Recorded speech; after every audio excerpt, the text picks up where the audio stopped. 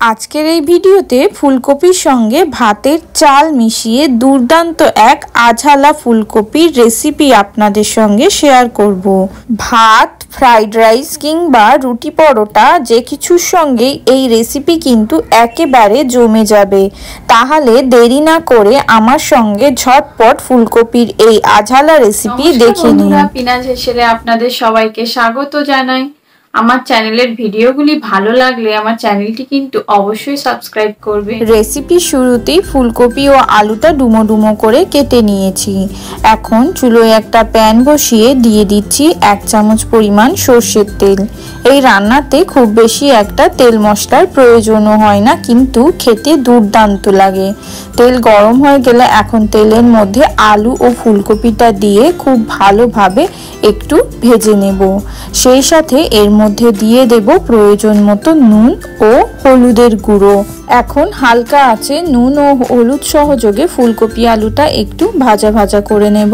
ফুলকপি আলু যতক্ষণ ভাজা হচ্ছে, অপর পাশে আমি একটা মিক্সির জারে নিয়ে নেব 2 চামচ পরিমাণ ভিজিয়ে রাখা ভাতের চাল। এই রেসিপি তৈরিতে বাড়িতে যেই চালের ভাত খান সেই চালই ব্যবহার করতে পারেন, কোনো অসুবিধা নেই। 2 চামচ চাল নিয়ে নিয়েছি, সেই সাথে 2টো এলাচ দিয়েছি আর দিয়ে দেব অল্প একটু জল। এখন এই মিশ্রণটা ঢাকা দিয়ে আমি একটা মিহি পেস্ট তৈরি করে নেব। অপর পাশে ফুলকপি ও আলুটাও হালকা করে ভাজা হয়ে গেছে। এখন আমি ফুলকপি ও আলুটা তেল ঝরিয়ে তুলে নেব। এখন এই পড়ে থাকা বাকি তেলের মধ্যে আমি 1/2 চামচ পরিমাণ জিরে ফোড়ন হিসাবে দিয়ে দেব। সেই সাথে দেব এলাচ, দারচিনি ও 7 থেকে 8টা গোলমরিচ গোটা। এখন এই ফোড়নটা তেলের মধ্যে 30 সেকেন্ডের মতো নাড়াচাড়া করে নেব। সাথে আমি একটা তেজপাতাও দিয়েছিলাম।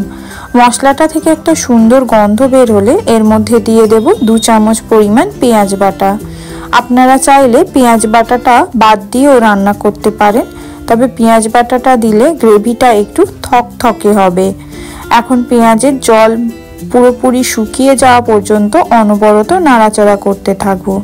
পেঁয়াজের জল শুকিয়ে গেলে এখন এর মধ্যে আমি ভেজে রাখা ফুলকপি আলুটা দিয়ে হালকা আঁচে 4 থেকে 5 মিনিট সময় ধরে কষিয়ে নেব, যাতে মশলাটা আলু ও ফুলকপির সঙ্গে একেবারে মিশে যায়। এই পর্যায়ে মশলাটা কড়ার তলায় ধরে গেলে অল্প অল্প করে জল ব্যবহার করতে পারেন।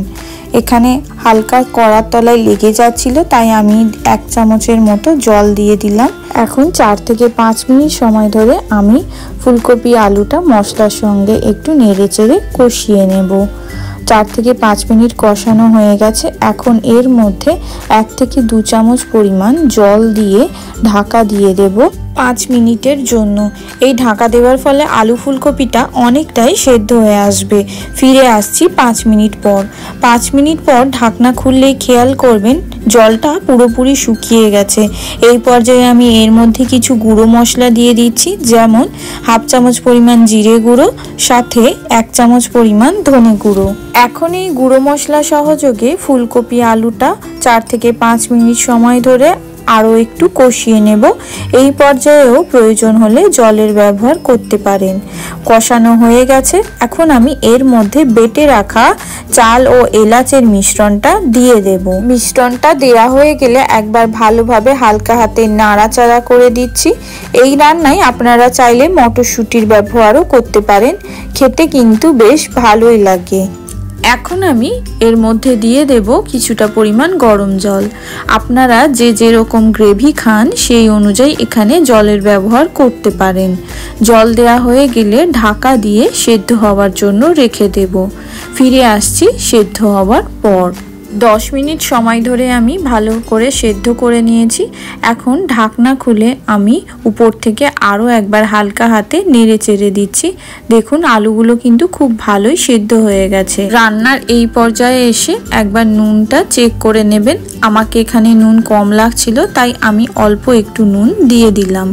ফুলকপি আলুর আঝালা রেসিপি কিন্তু একেবারে তৈরি। এখন আমি উপর থেকে অল্প একটু ধনেপাতা কুচি সাথে চেরা কাঁচা লঙ্কা দিয়ে দেব। আপনারা চাইলে এই পর্যায়ে 1 চামচ পরিমাণ ঘিও দিয়ে দিতে পারেন, তাতে কিন্তু স্বাদটা আরও বেড়েই যায়। রান্নার রেসিপিটি এখন একটা পাত্রে পরিবেশন করে নেব। আশা করি ফুলকপি আলুর এই রেসিপি ভালো লেগেছে।